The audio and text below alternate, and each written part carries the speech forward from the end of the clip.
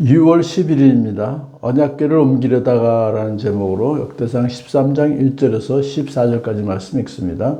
다윗이 천부장과 백부장과 그 밖의 모든 지도자와 의논하고 이스라엘 온 회중에게 말하였다. 여러분이 좋게 여기고 우리 주 하나님께서 기뻐하신다면 우리가 이스라엘은 온 땅에 남아있는 우리 백성과 또 그들의 목초지에 있는 성읍들에게 그들과 함께 살고 있는 제사장과 레위 사람에게 전가를 보내요.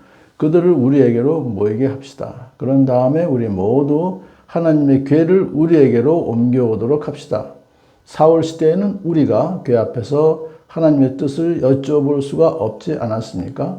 온 백성이 이 일을 옳게 여겼으므로 온 회중이 그렇게 하겠다고 대답하였다.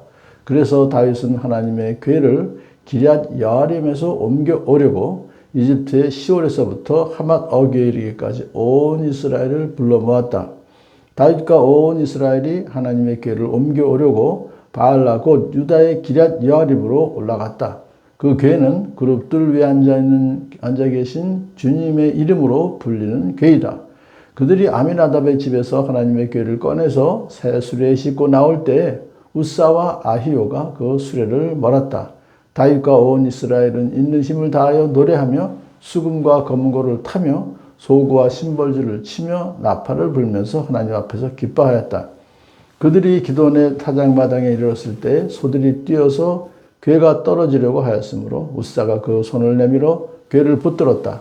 우사가 궤를 붙들었으므로 주님께서 우사에게 진노하셔서 그를 치시니 그가 거기 하나님 앞에서 죽었다. 주님께서 그토록 급격하게 우사를 벌하셨으므로 다윗이 화를 냈다. 그래서 그곳 이름을 오늘날까지 베레스 우사라고 한다. 그날 다윗은 이 일 때문에 하나님이 무서워서 이래서야 내가 어떻게 하나님의 궤를 내가 있는 곳으로 옮길 수 있겠는가 하였다. 그래서 다윗은 그 궤를 자기가 있는 다윗성으로 옮기지 않고 가드 사람 오벳 에돔의 집으로 실어가게 하였다. 그래서 하나님의 궤가 오벳 에돔의 집에서 그의 가족과 함께 석 달 동안 머물렀는데 그때 주님께서 오벳 에돔의 가족과 그에게 딸린 모든 것 위에 복을 내려주셨다. 아멘. 여호와의 궤, 언약궤를 이제 옮기려다가 실패한 그런 오늘 스토리죠. 다윗은 정말 선한 의도로 언약궤를 예루살렘으로 이제 옮기려고 했어요. 원래 법궤가 어디 있었었냐면은 사실은 실로에 있었었는데 회막 안에.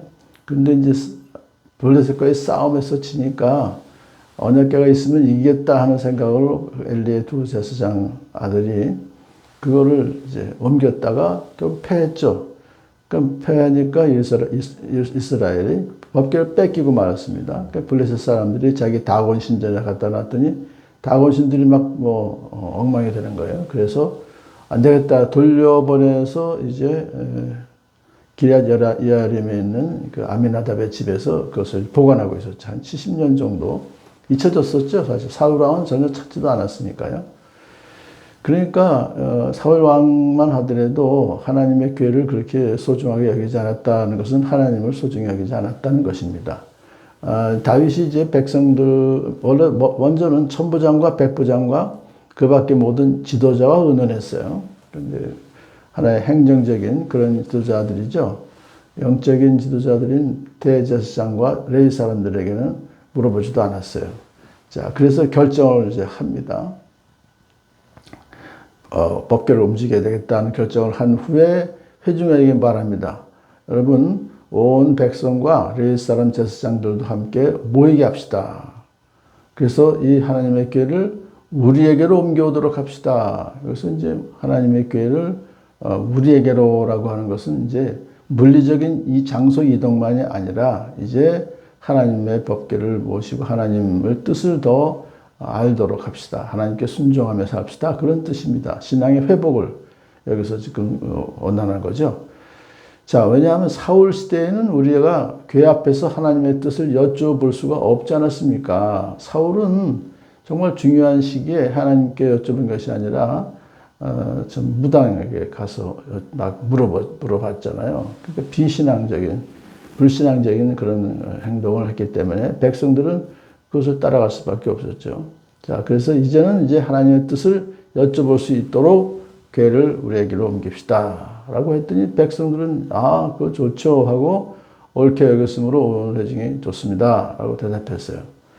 자, 그러자 이제 지도자들하고도 상의했고 온 백성들하고도 상의했더니 좋습니다 하니까는 이제는 전국에 교회를 영을 내려서 다 모이게 했습니다. 온 이스라엘을 불러 모았습니다.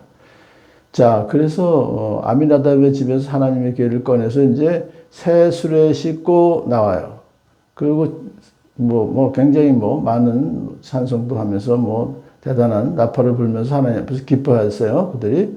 그런데 가다가 소들이 뛰어서 괴가 떨어지려고 하였으므로 웃사가 그 손을 내밀어서 붙잡았어요. 그랬더니 하나님께서 진노하셔서 그를 치셔서 죽이셨습니다. 자, 그러니까는 갑자기 웃사가 죽었으니까 이건 경사가 아니라 이제 비극이 된 거죠. 그래서 다윗이 화를 내면서 이렇게 말합니다. 무서워서 이래서야 내가 어떻게 하나님의 길을 내가 있는 곳으로 옮길 수 있겠는가. 안 되겠구나. 자기가 뭐가 잘못된구나 하는 걸 생각하면서 이제 다시 시도하는 것이 아니라 오벳 에돔의 집으로 실어가서 거기서 두었더니 3달 동안 있는 가운데 하나님께서 그 집에 복을 내려주셨어요. 자, 이 사건을 보면서 우리가 여기서 생각해 볼 것은 뭐냐면 아무리 좋은 선한 계획이라 할지라도 이것을 이루는 방법도 역시 선해야 되겠구나 하는 생각을 합니다. 처음부터 사실 이런 일이 있으면은 하나님께 먼저 상의하고 그 다음에 적어도 대제사장하고 상의를 했었어야 되죠. 왜냐하면 법계를 움직이는 거니까. 그만큼 중요한 일인데도 불구하고 오히려 행정적인 군사적인 그런 지도자들하고만 상의를 하고 그리고선 백성들에게 물어보면 백성들은 사실 무지하니까 거기에 대해서 그냥 좋다고 동일하니까 됐구나 하고서 그냥 움직였죠. 근데 이것을 법계라는 것은 원래 오직 레위인 그 중에서도 고핫 자손만이 움직일 수 있습니다.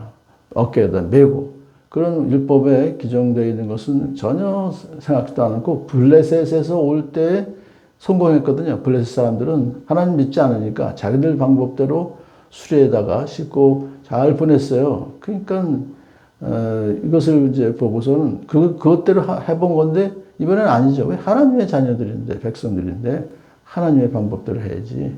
블레셋 방법대로 하니까 하나님 치신 거죠. 자, 그렇기 때문에 항상 어떤 일이 있을 때에도 끝까지 하나님의 방법으로 먼저 하나님께 여쭤보고 그리고 하나님의 방법으로 해야겠구나 하는 생각을 해봅니다. 오늘도 우리가 사실 우리의 그 교회에서도 어떤 방법론적인 문제가 잘못됐을 경우에 사실 결과도 안 좋죠. 무엇보다도 예수 그리스도를 믿음으로 구원을 받는 것인데 행함으로 구원받고자 하는 그런 참 시도가 많이